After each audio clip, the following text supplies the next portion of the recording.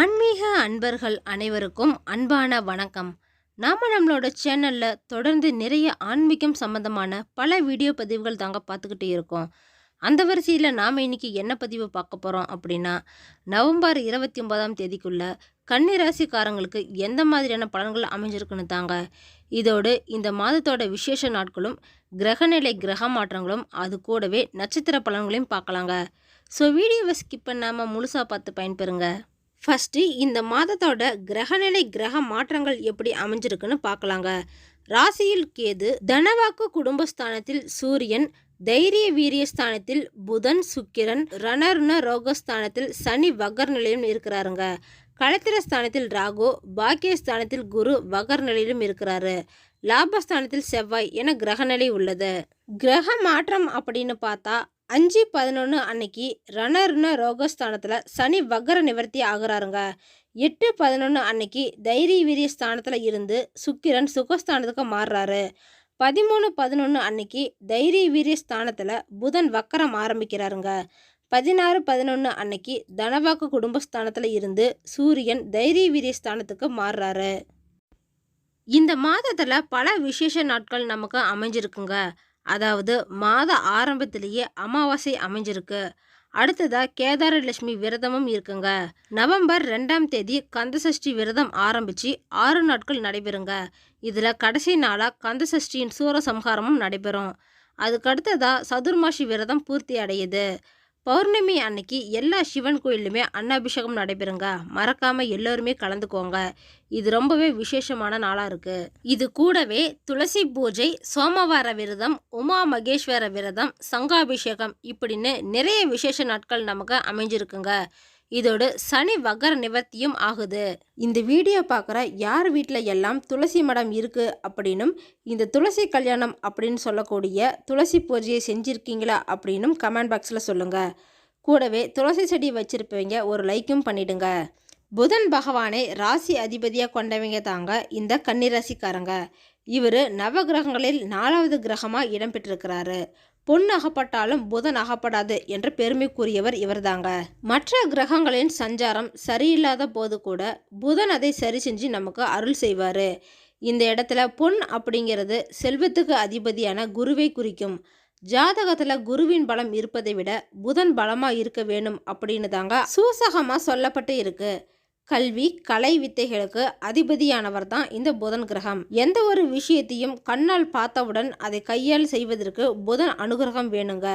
புதன் ஒரு விசித்திரமான கிரகம். செவ்வாயை போலவே புதனும் 2 ராசி அதிபதியாக இருக்கிறாரு. ஜோதிட ஆச்சரியமாக மிதுனத்தில் ஆட்சி பெறும் புதன் ஆட்சி வீடான கன்னியில் உச்சம் பெறுவாரு. மீனத்தில் நீச்சம் அடைகிறாரு. அறிவு, ஞானம் இது 2க்கும் இவரே அதிபதியாகி பட்டறிவு, படிப்பறிவு இரண்டையும் மனிதனுக்கு உணர்த்துறாரு. புதன் பகவானை வழிபட உகந்த கிழமையாதாங்க இந்த புதன் கிழமை சொல்லப்பட்டு இருக்கு. புதன் பகவானுக்கு உரிய ராசி மிதுனம், கன்னி. இதே போலத்தான் புதன் பகவானுக்கு உரிய திசையா வடகிழக்கு இருக்குங்க. புதன் பகவானுக்கு அதிதேவதை மகாவிஷ்ணு என்றும் பிரத்யதி தேவதை ஸ்ரீமன் நாராயணன் அப்படின்னும் ஜோதிட சாஸ்திரம் சொல்லுதுங்க. புதன் பகவானை புதன்கிழமையில் வழிபடுறது அப்படிங்கிறது தொழிலில் உயரலாம் அப்படின்னு சொல்லப்படுதுங்க. வீட்டில் விளக்கு ஏற்றி வைத்து வழிபடும் மூலியமா வாழ்வில் அனைத்து விதமான முன்னேற்றங்களையும் அடையலாம் அப்படின்னு நம்புறாங்க. புதன் பகவானுக்கு என்று தனி கோவிலே இருக்குங்க. இது நவகிரகங்களில் சிறப்பான ஒரு தலமாக இருக்கு. இந்த புதன் கிரகம் மற்ற கிரகங்களோடு ஒப்பிடுகையில் இளவரசன் என்று சொல்லப்படுதுங்க. கன்னிராசியில் இந்த கிரகம் ஆள்வதால எப்போதுமே ஆற்றல் நிறைந்தவராக தான் இருப்பாங்க. ஒருவரோட ஜாதகத்தில் புதன் யோகம் பெற்றிருந்தால் அந்த ஜாதகர் அறிவிலும் புத்தி கூர்மையிலும் சிறந்து விளங்குவார். அவரை உலகமே திரும்பி பார்க்குற அளவுக்கு இருப்பாருங்க. புதன் என்னும் சொல் புத்தி என்பதில் இருந்து வந்ததாக சொல்லப்படுதுங்க. சந்திரனின் மைந்தனா தான் இந்த புதன் பகவான் இருக்கிறாரு. பொதுவாகவே 17 முறை வலம் வருவது, 17 முறை தீபங்களை ஏற்றுவது அப்படிங்கிறது ரொம்பவே அரிதான ஒன்றா இருக்குங்க. இது புதன் பகவானுக்கு மட்டுமே இந்த எண்ணிக்கையில் வலம் வர வேண்டும் என்றும் தீபம் ஏற்ற வேண்டும் என்றும் சொல்லப்பட்டு இருக்கு. பொதுவாகவே கன்னிராசிக்காரங்க சளி போட்டுபவர்கள், தொணத்தொணன்னு பேசுகிறவங்க அப்படின்னு தாங்க எல்லோரும் நினச்சிக்கிட்டு இருக்காங்க. ஆனால் உண்மையில் கன்னிராசிக்காரங்க எல்லா விஷயத்தையும் முழுமையாக சிந்திச்சு செயல்படணும் அப்படின்னு விரும்புகிறவங்க. இவங்க சுதந்திரமாகவும் எந்த ஒரு விஷயத்தையும் இவங்களே செஞ்சு பார்க்கணும் அப்படின்னு நினைப்பாங்க. ஒரு விஷயத்தை முடிவு எடுக்கிறதுக்கு முன்னாடி எல்லா டிஃப்ரெண்ட் ஆங்கிளையும் யோசிச்சு பார்ப்பாங்க. கன்னிராசிக்காரங்க நேர்மைக்கு பெயர் போனவங்களா இருப்பாங்க. மிகுந்த பொறுப்பாக இருக்கிறதுனால தொழில் மற்றும் உழைப்பில் ரொம்பவே கடினமாக இருப்பாங்க. கன்னிராசியை ஆள்பவர் புதன் பகவான் அப்படிங்கிறதுனால இவர் களத்திரக்காரகனான சுக்கிரன் மிகவும் நட்பு கிரகமாக இருக்குங்க. கன்னி லக்னத்துக்கு சனி நன்மை செய்யும் கிரகமாகும். எந்த ஒரு வேலையையும் மிகவும் பொறுமையாகவும் பொறுப்புடனும் செய்கிறவங்க தாங்க இந்த கன்னிராசிக்காரங்க. இந்த கன்னிராசிக்காரங்களுக்கு இந்த மாதம் முழுவதுமே சந்தோஷம் நிறைந்த மாதமாக தான் இருக்கு. தொழில் வியாபாரத்தில் இருக்கிறவங்களுக்கு பதவி உயர்வும் செல்வாக்கும் அதிகமாகிற வாய்ப்பு இருக்குங்க. பெரிய மனிதர்களின் உதவியும் ஆதரவும் உங்களுக்கு கிடைக்கும். தொழில் வியாபாரத்தில் முன்னேற்றம் ஏற்படுங்க. ஒரு சிலருக்கு தொழிலில் மட்டும் கொஞ்சம் கூடுதல் கவனமாக இருக்கிறது நல்லது. இந்த மாதத்தில் உங்களோட வருமானம் நிலையானதாக இருக்குங்க. புதுசாக வேலை மாற நினைக்கிறவங்களுக்கு இந்த மாதம் மாற வேணாம். ஏன்னா இப்போ உங்களுக்கு மாறினா வேலை கிடைக்கிறது கொஞ்சம் கஷ்டமாயிடுங்க. எதிர்பார்த்த பண உதவிகள் கிடைக்கும். உத்தியோகத்தில் இருக்கிறவங்க தன்னம்பிக்கையுடன் செயல்பட்டு வெற்றி பெறுங்க.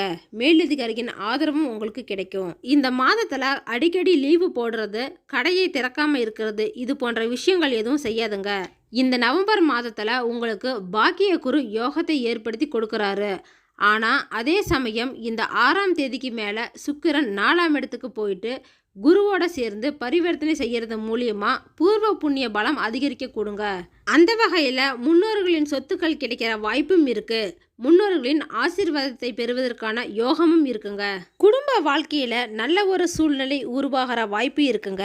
கணவன் மனைவிக்கிடையே மகிழ்ச்சி கூடும். உங்களோட பிள்ளைகள் உங்க பேச்சு கேட்டு நடந்துக்குவாங்க. கன்னிராசிக்கார பெண்களுக்கு இந்த மாதம் நிதானமா பேசுறது ரொம்பவே நல்லதுங்க. பணவரத்து திருப்தி தர வகையில தான் இருக்கு. எதிர்பார்த்த தகவலும் உங்களுக்கு கிடைக்கும். காதல் திருமண விஷயங்கள் எல்லாமே கைகூடுங்க. திருமணம் நிச்சயிக்கப்படும். ஏற்கனவே திருமணம் ஆனவங்களுக்கு பதற்றமும் மோதல்களும் ஏற்படுற வாய்ப்பும் இருக்குங்க இந்த மாதத்துல. இந்த மாதம் கலைஞர்களுக்கு நல்ல ஒரு மாதமாக தாங்க அமைஞ்சிருக்கு. ஏன்னா புதிய வாய்ப்புகள் நிறையவே தேடி வரும். சம்பள விஷயத்துல மட்டும் கொஞ்சம் கரெக்டா இருந்துக்கோங்க. ஆரோக்கிய விஷயத்தை பொறுத்த வரைக்கும் உங்களோட ராசிக்கு குரு பார்வை இருக்குது. அதனால உடம்புல இருக்கிற வியாதிக்கு சீக்கிரமா தீர்வு கிடைக்குங்க. ஒரு சிலருக்கு உங்களோட நோய் எதிர்ப்பு சக்திகள் குறையிற வாய்ப்பு இருக்குங்க. இதனால உங்களுக்கு சீக்கிரமா நோய் தொற்றுகள் ஏற்படலாம். அதனால ஆரோக்கிய விஷயத்துல கொஞ்சம் கவனமா இருந்துக்கோங்க. இந்த மாதத்துல வீடு மனை சார்ந்த விஷயங்கள்ல இருந்த தடுமாற்றங்கள் எல்லாமே விலகி நன்மை ஏற்படுங்க. படிக்கிற குழந்தைகளுக்கு கல்வியில மேன்மை அடைவாங்க. ஒரு சிலர் படிப்புல சில சவால்களை சந்திப்பீங்க. இருந்தாலுமே கூட வெளிநாட்டுக்கு போய் படிக்க நினைக்கிறவங்களுக்கு வெற்றியும் அடைவீங்க. இந்த மாதத்தை பொறுத்த வரைக்கும் கன்னிராசியில் பிறந்த ஸ்கூல் ஸ்டூடெண்ட் மற்றும் காலேஜ் ஸ்டூடெண்ட்டுக்கு அறிவு ஆற்றலில் வெற்றி கிடைக்குங்க. எக்ஸாம் ஏதாவது எழுதுனீங்கன்னா அதில் சக்ஸஸ் ஆகிற வாய்ப்பும் இருக்குது. மற்ற ஸ்டூடெண்ட் கிட்ட பழகிறப்ப மட்டும் கொஞ்சம் கவனமாக பழகுங்க. வழக்கு விஷயத்தில் இந்த மாதம் சாதகமாக தாங்க இருக்கும். வழக்குகளில் வெற்றியும் அடைவீங்க. இந்த மாதம் பணம் விஷயம் உங்களுக்கு சாதகமாக தாங்க இருக்குது. வருமானங்கள் அதிகமாகிற வாய்ப்பும் இருக்குங்க. வெளியில் பணம் கொடுக்குறப்ப மட்டும் கொஞ்சம் கவனமாக இருந்துக்கோங்க. உத்திரம் 2, 3, 4ஆம் பாதத்தில் பிறந்தவங்க இந்த மாதம் வீண் அலைச்சல்கள் ஏற்படுங்க. மற்றவங்களுக்கு உதவி செய்யறதுல உங்களுக்கு ஆர்வம் அதிகமாகும். வாக்கு வன்மையால் அனுகூலம் ஏற்படுங்க. எந்த காரியத்தையும் யோசிச்சு செய்யறது நல்லது. பணம் சார்ந்த கஷ்டங்கள் குறைந்து வெற்றி கிடைக்கும். அஸ்தம் நட்சத்திரத்தில் பிறந்தவங்க இந்த மாதம் காரிய அனுகூலம் உண்டாகுங்க. எடுத்த காரியத்தை திறமையா செஞ்சு முடிக்க தேவையான உதவிகள் எல்லாமே உங்களுக்கு கிடைக்கும். புத்தி தெளிவு உண்டாகும். எந்த பிரச்சனையும் எதிர்த்து நிற்கிற தைரியமும் கிடைக்குங்க. சித்திரை 1, 2 பாதத்தில் பிறந்தவங்க இந்த மாதம் மனதை உறுத்திக்கிட்டு இருந்த பிரச்சனைகளுக்கு எல்லாமே எதிர்பாராத திருப்பங்கள் ஏற்பட்டு சாதகமான பலன்கள் கிடைக்குங்க. தொழில் வியாபாரத்தில் முன்னேற்ற பாதையில் செல்லும். சிறப்பாக செயல்படவும் முடியுங்க. இந்த மாதத்தோட சந்திராஷ்டம நாட்கள் அப்படின்னு பார்த்தா நவம்பர் 14ஆம் தேதி விடியற்காலை ஆரம்பித்து நவம்பர் 16ஆம் தேதி விடியற்காலை வரைக்கும் இருக்குங்க. இது மாதிரியான பலன்கள் தாங்க இந்த மாதம் கன்னிராசிக்காரங்களுக்கு கிடைக்க போகுது.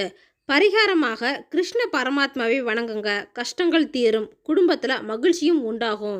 ஓகே ஃப்ரெண்ட்ஸ், இந்த வீடியோ பதிவு உங்களுக்கு பயனுள்ளதாக இருக்கும் அப்படின்னு நினைக்கிறேன். அடுத்தடுத்து நம்ம சேனலில் ஆன்மீகம் சம்மந்தமான பல வீடியோ பதிவுகள் தாங்க வரப்போகுது.